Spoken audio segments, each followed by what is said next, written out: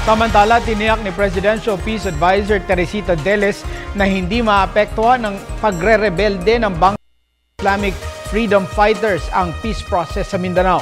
Inihag ito ni Deles kasunod ng nalalapit na pagbuo ng Comprehensive Agreement on the Bangsamoro. Si Sam Ramirez sa detalye.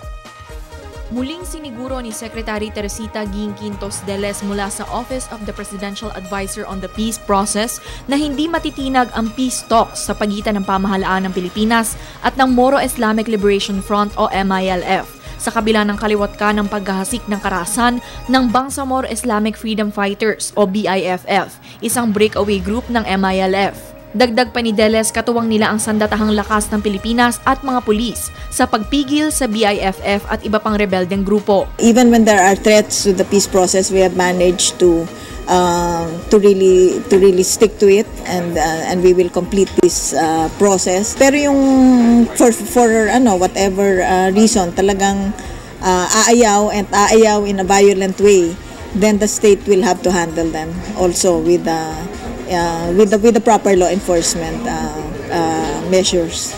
Matatandaang bago matapos ang Enero nitong taon, nalagdaan ng magkabilang panig ang normalization panghuli sa 4 na annexes na siyang bubuo sa Comprehensive Agreement on the Bangsamoro o CAB.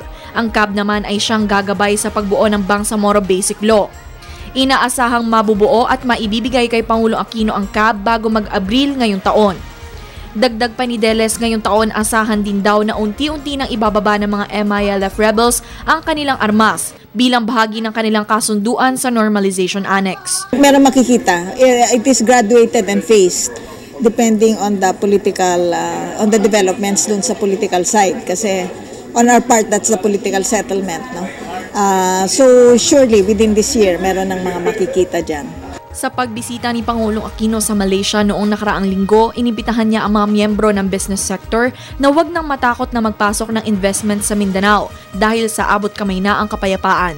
Sa isang panayam kay Alberto Lina, mula naman sa local business sector, malaki daw ang maaaring maiambag ng kapayapaan sa paglago ng ekonomiya at sa pag-unlad ng buhay ng mga kababayan natin sa Mindanao. Hindi tayo makakausad kung walang kapayapaan, di ba? Maski may pera nga tayo dito, kung bakit kaliwat kanan, paano magkakaubusan niya? Kami bilang negosyante, maapaw aming kaligayahan pa. Kasi hindi lang naman sa amin yun sa ating mga negosyante, but sa mga kababayan nating kamusliman. Para sa Telebisyon ng Bayan, Sam Ramirez.